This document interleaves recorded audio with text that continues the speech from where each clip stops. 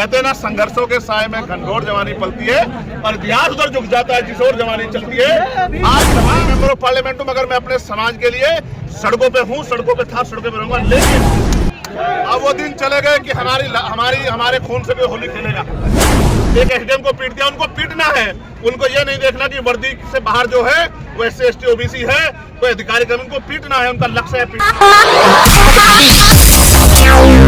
याद दिलाता हूँ, डॉक्टर बाबा साहब अम्बेडकर ने कहा था कि संविधान कितना भी अच्छा क्यों ना हो, चलाने वाले हाथ अच्छे नहीं होंगे, उनकी नीयत अच्छी नहीं होगी, उनकी नीति अच्छी नहीं होगी, तो अंततः संविधान बुरा साबित होगा।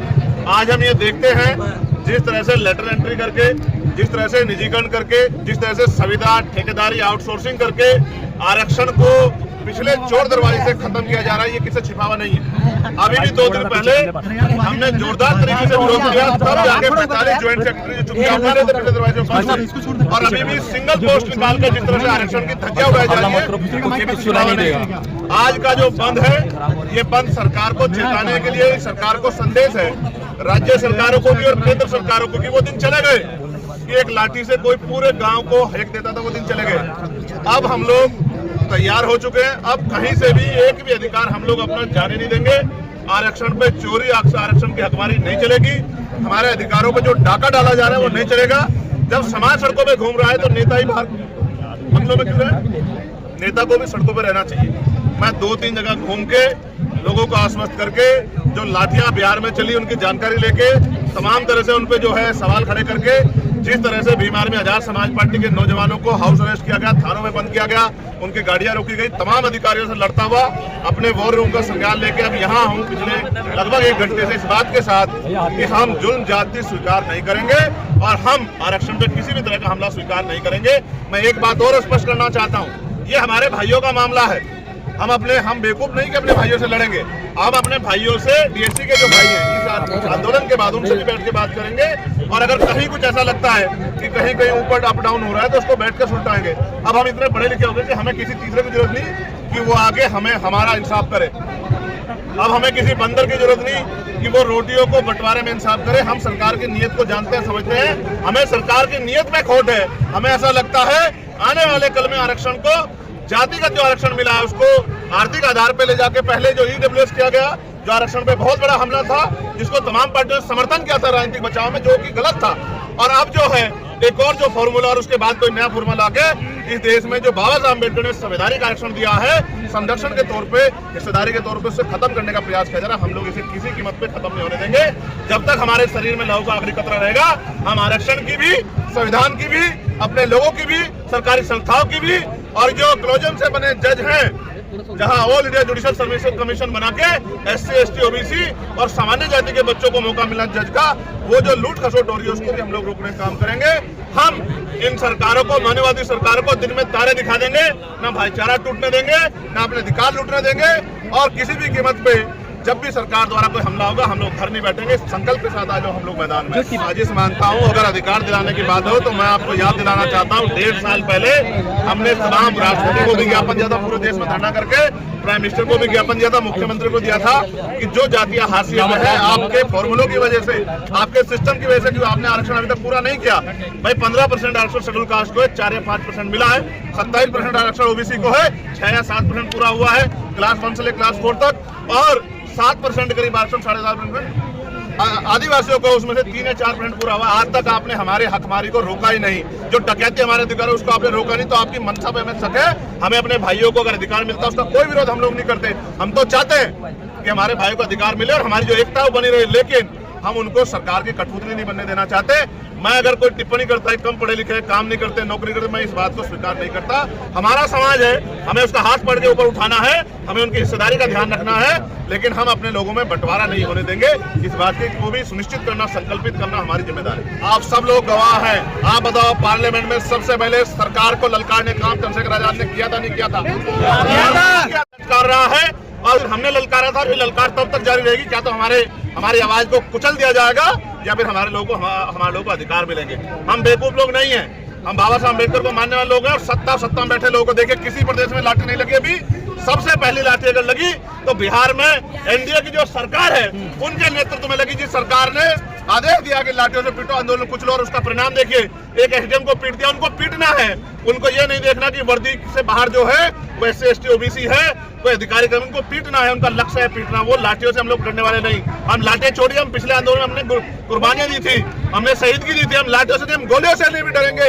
अगर समाज के अधिकार बचाने की बारी आई, हम बाबा साहब को मानने वाले लोग हैं, हमारे और काशीराम साहब को मानने वाले लोग हैं,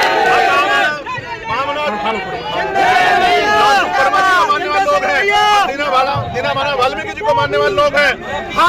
मैं आपको स्पष्ट कर दूं, लाठी क्या गोली भी चल जाए, हमारे खून का कतरा भी बह जाए, हम अपने अधिकारों को इतनी आसानी से सरकारों को छीनने नहीं देंगे, लूटने नहीं देंगे। मैं फिर आपको कह रहा हूं कि लाठी गोलियों का हिसाब आने वाले समय में समाज सूद समेत करेगा। इस बात का भी मैं सरकार को वचन देता हूं और मैं सरकार को भी चेताता हूं।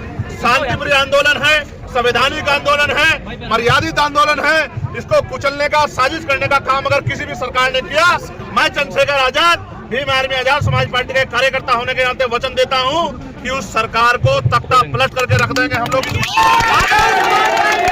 फिर कहता हूं, अब वो दिन चले गए कि हमारे खून से भी होली खेलेगा। अब वो दिन नहीं रहे, अब वो दिन चले गए।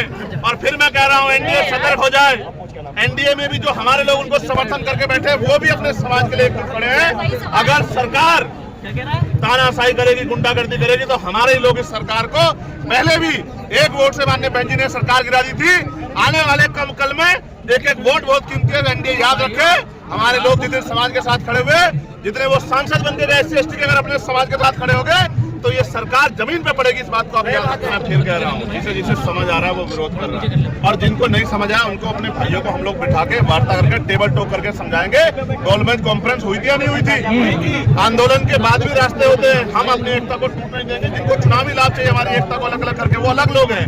हमें अपने भाईचारे को बनाना, हम लोग टेबल टॉक करेंगे, हम उनके बीच में जाएंगे, हमारी जिम्मेदारी, हम उनसे वार्ता करेंगे और उनसे कहेंगे कि बताओ कहाँ समस्या को हम लोग मिलकर दूर करेंगे। आप बताओ, अगर किसी के बड़े भाई को हक मिलेगा, क्या छोटा भाई विरोध करेगा? या किसी के छोटे भाई को हक मिलेगा, क्या बड़ा भाई विरोध करेगा? सवाल ये है, आप इसको इस तरह समझो, 13 पॉइंट रोस्टर आया था, हम लोगों ने सामूहिक रूप से विरोध क्यों किया कि अभी आरक्षण की वजह से 6ठा पद हमें मिलता है। 3 से 4 पद निकाल के, एकल पद निकाल के जब आरक्षण को बिल्कुल जीरो कर दिया गया और सामान्य जाति के लोगों को भर दिया गया, तो हम इस षड्यंत्र को समझते हैं, इसलिए हम लोग इसका विरोध करें। इसलिए नहीं करें कि हमारे भाइयों को क्यों विरोध करेंगे? अगर ये 2 नौकरी हमारे भाइयों को मिल जाती है, 2 नौकरी चंद्रशेखर पासी, चंद्रशेखर जाटव के अलावा चंद्रशेखर वाल्मीकि को मिल जाती है, अतुल वाल्मीकि को मिल जाती है, हमें दिक्कत नहीं है। बात नौकरी की नहीं है, हमारी एकता नहीं टूटी है जो सरकार को तोड़ना चाहती है। 2 नौकरी अगर डोम को मिल जाती है, हमें दिक्कत नहीं है। नौकरी की बात थी नहीं। हम एक ग्रुप है, हम एक ताकत है, हम एक शक्ति है। उस शक्ति को हम लोग किसी भी कीमत पर नहीं जाने देंगे। क्योंकि वो लड़ाई कुछ और थी। वो लड़ाई ये थी कि भारतीय जनता पार्टी को हटा के देश बचाना है। अब लड़ाई कुछ और है। आने वाले चुनाव में आपको सबको पता लग जाएगा कि समाज क्या सोचता है। समाज बहुत सारे लोगों के चेहरों से पहले ही उनके चेहरे बेनकाब हो चुके हैं, इसमें कोई छिपावा नहीं है। हमने डिमोशन जो हुआ वो भी देखा, हमने बहुत कुछ देखा, हमने ये सरकार भी देखी, इससे पिछली भी देखी, हमने सब कुछ देखा। लेकिन याद रखिए, सरकार हम बच्चे नहीं है। ये जो पसीना बह रहा है, इसके लिए खून भी देना पड़ा अपने अधिकारों को बचाने के लिए, तो देंगे। इन सरकारों को दिन में तारे दिखाने पड़े। मैं आपको फिर कह रहा हूँ, अशोक भाई, राहुल भाई, गजेंद्र भाई, अभी 11 सितंबर बाकी है। मेरी बात को आप याद रखना। एक दिन में अगर सरकार नहीं सुनेगी तो 11 सितंबर को सुनेगा। और मैं वचन दे कह रहा हूँ, जिस दिन पार्लियामेंट का सेशन आएगा, इतनी ताकत से हम लोग उतरेंगे कि सरकार को मजबूर कर देंगे कि संविधान के आरक्षण को संविधान की 9वीं सूची में डाला जाए और पूरा बैकलॉग भर के ये जो हमला हो रहा है, इस हमले को बंद किया जाए। आप लोग ध्यान रखना, मैंने सड़कों की लड़ाई छोड़ी नहीं है। आप जानते हैं, मैंने सड़कों की लड़ाई नहीं छोड़ी है। भले ही मेंबर ऑफ पार्लियामेंट हूं, मगर मैं अपने समाज के लिए सड़कों पे हूं, सड़कों पे था, सड़कों पे रहूंगा। लेकिन हरियाणा का चुनाव भी लड़ेगी, आजाद समाज पार्टी चुनाव भी लड़ेगी, आजाद समाज पार्टी जम्मू कश्मीर का चुनाव भी लड़ रही है, आजाद समाज पार्टी महाराष्ट्र झारखंड में भी तैयार करी, आजाद समाज पार्टी भीम आर्मी की शक्ति को से आज कोई एनमिट नहीं है। आप ये जानते हैं, आजाद समाज पार्टी भीम आर्मी के लोगों ने मेहनत की, आपके बीच के लोग हैं, आपने देखा उनको संघर्ष करते, आपने उनको लाठी खाते देखा, गोली खाते देखा, जेल जाते देखा। आज ये जो बल पैदा हुआ है, आप बताओ 2017 से पहले भारत बंद होते क्या? ईमानदारी से हाथ रख के अपने दिल पे बताओ, ये बल कहां से पैदा हुआ है? ये संघर्ष से पैदा हुआ है। ये अकेला मेरा बल नहीं है, ये समाज के नौजवानों का बल है। कहते हैं ना, संघर्षों के साए में घनघोर जवानी पलती है और इतिहास उधर झुक जाता है जिस ओर जवानी चलती है। आज जवान नौकरी नहीं देख रहा है, आज जवान समाज का हित देख रहा है। आज जवान जो है अपने देश के बारे में सोच रहा है। आज अब देश का जवान इकोनॉमी के बारे में सोच रहा है। आज देश में बेरोजगारी, महंगाई के बारे में सोच रहा है। आज देश का जवान सामाजिक न्याय के बारे में सोच रहा है। और ये वो नौजवान है जिसने 2 अप्रैल 2018 को शहीदगी दी थी। सारी सीटों पे चुनाव लड़ेंगे क्या? ये पार्टी का फैसला है, मैं यहाँ बैठ के अच्छा, आज तो मेरे दिल में चाल चल रहा है कि भाजपा के लोग कमरे में पड़ के क्या क्या सोच रहे होंगे। आज तो मेरे दिल में चल रहा है कि भाजपा के लोग अब जो है सेशन बुला के अपने फैसले पे विचार करेंगे। आज तो मेरे मन में चल रहा है। आज मैं कोई राजनीतिक बात नहीं करना चाहता, मेरी बराबर है। आज आपने देखा सर पे टोपी अस्पा की और झंडा बसपा की और कैसे समाज के लिए लड़ रहे हैं नौजवान, आपने देखा। ये हमारी लड़ाई अधिकारों की है, पार्टियों की लड़ाई नहीं है। और बहन जी हमारी हमेशा सम्मानित है, हमारे लिए बहन जी महापुरुष हैं। हम किसी की बातों में आके अपने नेता को बुरा नहीं कह सकते, हम बेवकूफ लोग नहीं है। वो हमारे नेता थी, नेता है और नेता रहेंगे, लेकिन हमें अपने दायित्वों को निभाना है, हमें अपनी जिम्मेदारी को अदा करना है। हम लड़ने के लिए नहीं है, हम एकजुट होकर अपने अधिकारों की रक्षा करने के लिए राजनीति कर रहे हैं। फिर आपने बुआ मन से मान लिया, बीच में नाराज के तौर से मैं कभी नहीं दे, आप में से एक आदमी गवाही दे दो, कभी मैंने उनके लिए एक बुरा शब्द नहीं कहता।